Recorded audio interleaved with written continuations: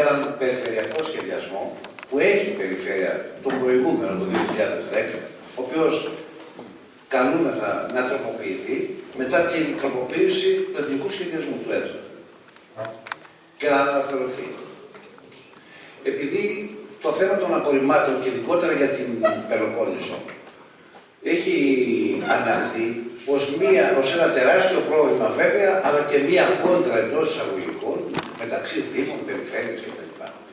Θέλω εκ προημίου να ξεκαθαρίσω ότι δεν υπάρχει κανένα τέτοιο θέμα. Δεν σκεφτόμαστε και δεν πρέπει και δεν μπορούμε να λειτουργούμε σε αυτή τη λογική. Αυτό για το οποίο μπορεί να έχουμε διαφορετικές προσεγγίσεις στα θέματα έχει καθαρά σχέση με τους πολίτες και με το περιβάλλον. Αυτό είναι το θέμα. Πάντα όμως συντονιζόμενοι σύμφωνα με αυτά που η πολιτεία μας δίνει. Τι μας έχει δώσει λοιπόν? Μας έχει δώσει ένα εθνικό σχεδιασμό που λέει συγκεκριμένα πράγματα. Άρα λοιπόν είναι δόκιμο σήμερα να τροποποιηθεί ο περιφερειακός σχεδιασμός. Δεν θα αναφερθώ σε θέματα ΣΔΙΤ ή οτιδήποτε. Ας μιλήσω λοιπόν για μία κεντρική διαχείριση με 3 μονάδες όπως ήταν ο προηγούμενος σχεδιασμός. Σωστά έγινε. Σωστά έγινε ο διαγωνισμός, σύμφωνα με το προηγούμενο πέρασμα. Σωστά έγιναν ό,τι γίνανε.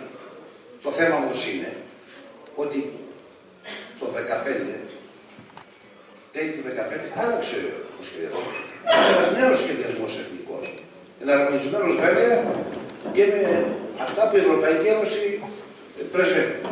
Άρα λοιπόν και ο καινούριος περιφερειακός σχεδιασμός πρέπει να είναι απολύτως εναρμονισμένος με το εθνικό σχεδιασμό. Εμείς δεν κάνουμε κάτι άλλο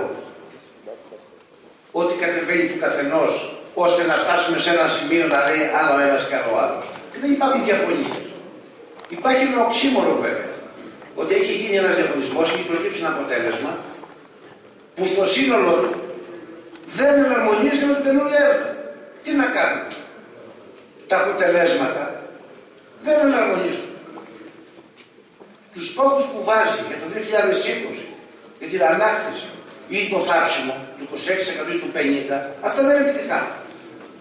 Από εκεί και πέρα λοιπόν, εμείς ως υπεύθυνοι διαχειριστές των απορριμμάτων που είναι η πρωτοβάθμια αυτοδιοίκηση και η συνεργασία με τη δευτεροβάθμια να φτάσουμε στο αποτέλεσμα, μας απασχόλησε πάρα πολύ και δημιούργησε και πάρα πολλές φρουρές μεταξύ μας. Και καταλήξαμε όλοι σε κάτι πάρα πολύ σοφό νομίζω. Ότι πρέπει να υπάρχει μια κεντρική διαχείριση στους 100.000 τόνους. Όχι κάτω από 100.000 τόνους. Έτσι και να είναι και βιώσιμη αυτή η μονάδα και αυτοί οι δήμοι που μπορούν και το επιθυμούν και έχουν δηλώσει ότι θέλουν να κάνουν το δικό τους, τη δική τους διαχείριση, θα κάνουν τη δική τους διαχείριση. Αλλά σε κάθε περίπτωση πρέπει να διασφαλιστούν και 100.000 τόνοι. Από τις δηλώσεις που έχουν γίνει, βάσει της μελέτης που έχει γίνει, αυτοί οι οποίοι δεν επιθυμούν και θέλουν να πάνε σε μια κεντρική διαχείριση υπερβαίνει τις 120.000, 120.000 περίπου. Άρα λοιπόν δεν υπάρχει κανένα πρόβλημα στο να στηριχτεί μια τέτοια κεντρική μονάδα. Και βέβαια, γιατί τα λέω αυτά, για να συμφωνήσω με την ΚΙΑ που βγήκε στις 30 Δωδεκάτου, που προβλέπει ότι μπορεί να γίνει και κεντρική και αποκεντρωμένη. Δεν προκρίθηκε κάτι άλλο.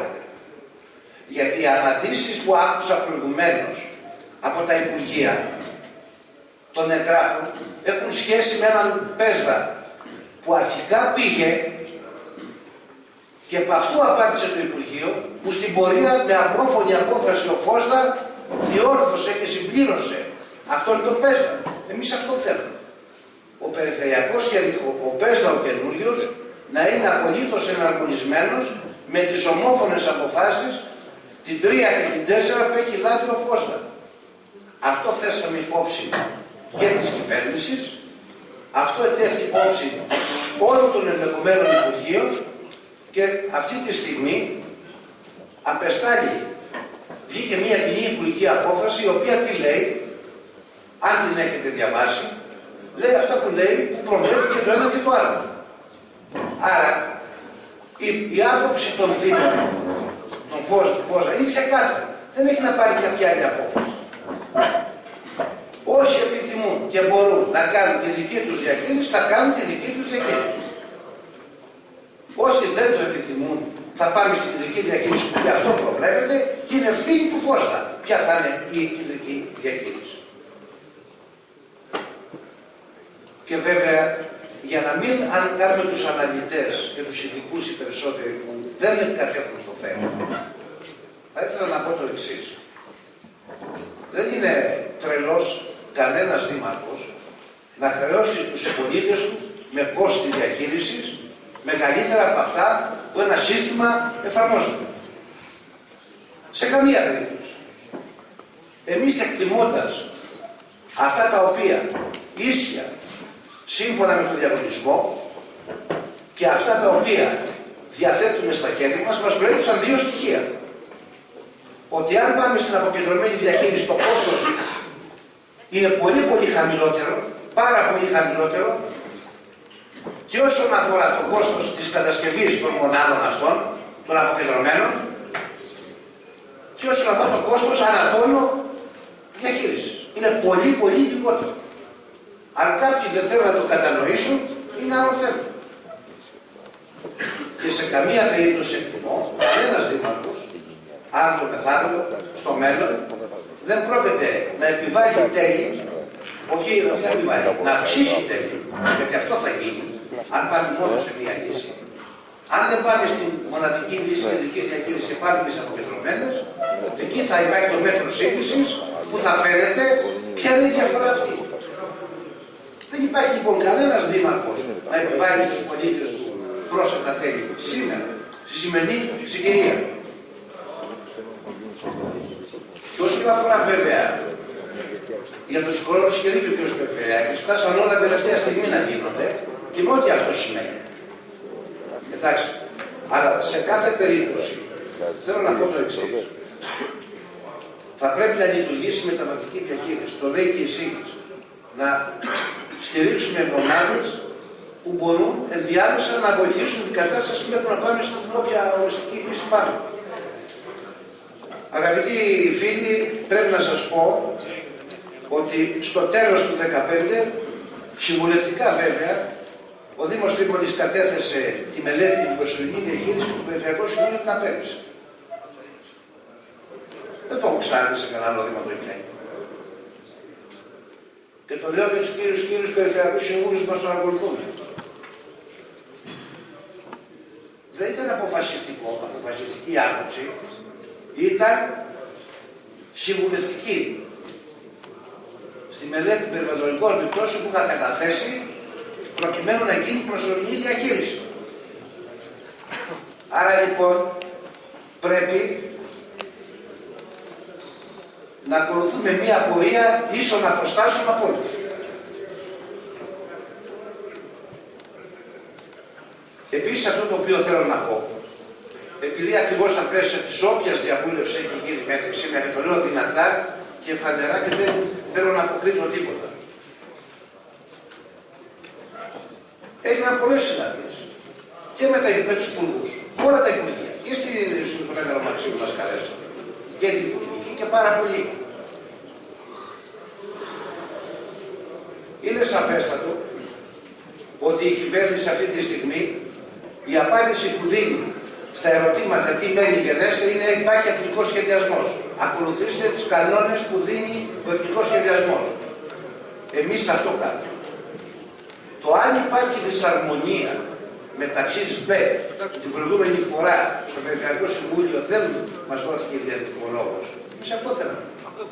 Ότι ενώ υπάρχει ένας ΠΕΣΔΑ αποσταλμένος που με ομόφωνη απόφαση διορθώθηκε η ΣΠΕ η αρχική η οποία ενεκρίθη από το Περιφερειακό Συμβούλιο αφορά το πρώτο κομμάτι του ΠΕΣΔΑ που δεν είναι η ομόφωνη απόφαση μας μέσα.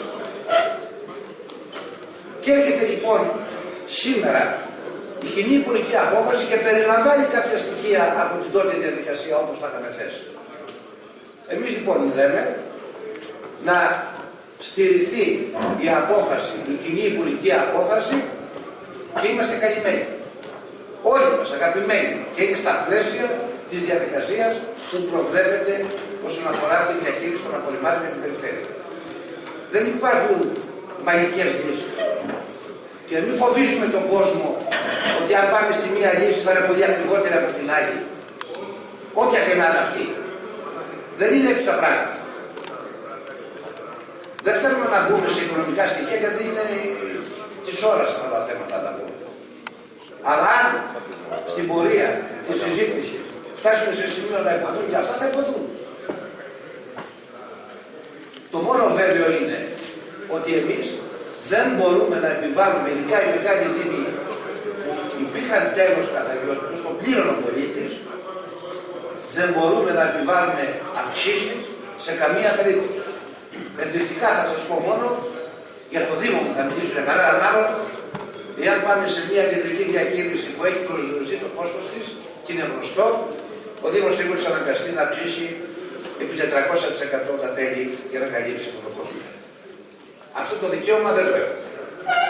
Δεν μου έδωσε ο κόσμος αυτή την εντολή να του εφαρμόσω μία λύση, να συνηγορήσω σε μία λύση που θα πληρώνει πρόσθετα τέλη. Μεταξύ των άλλων βέβαια. Αυτό δεν θα είναι. Και βέβαια, πρέπει να το ξεκαθαρίσουμε, ότι είναι πολύ σημαντικό να συμφωνήσουμε, όπως συμφωνήσαμε στο ΦΟΣΔΑ, ώστε να καταλήξουμε στη λύση η οποία προτείνεται και της κεντρικής διαχείρισης και της αποκεντρωμένης, που και ο πρόεδρος του ΦΟΣΔΑ το ανέφερε, προκειμένου να προχωρήσουμε γρήγορα στις λύσεις, γιατί πραγματικά σε αυτό έχει δίκιο η κυρία Νικολάκου, δεν είναι δυνατόν να χρεωνόμεθα πρόστιμα που εν τέλει οι πολίτες θα τα πληρώσουν ή δεν ξέρω ποιος θα το πληρώσει, είτε η περιφέρεια, το Δήμος, όπως είπε, ή το κράτος.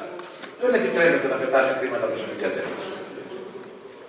Αλλά η προσωρινή διαχείριση είναι αυτή που θα λύσει άμεσα το πρόβλημα και πρέπει να υπάρξει ενθάρρυνση για όσους Δήμους επιθυμούν να κάνουν την προσωρινή διαχείριση, γιατί ακόμα και στην όποια λύση πάμε ή και στις δύο λύσεις, θα ξέρετε ότι θα χρειαστεί ένα χρονικό διάστημα συγκεκριμένο που δεν θα μπορέσει πλέον μετά την αποκατάσταση του χαδά που έχει γίνει να μπορέσουμε να δώσουμε λύση στο πρόβλημα. Προς το παρόν, αυτά ήθελα να πω.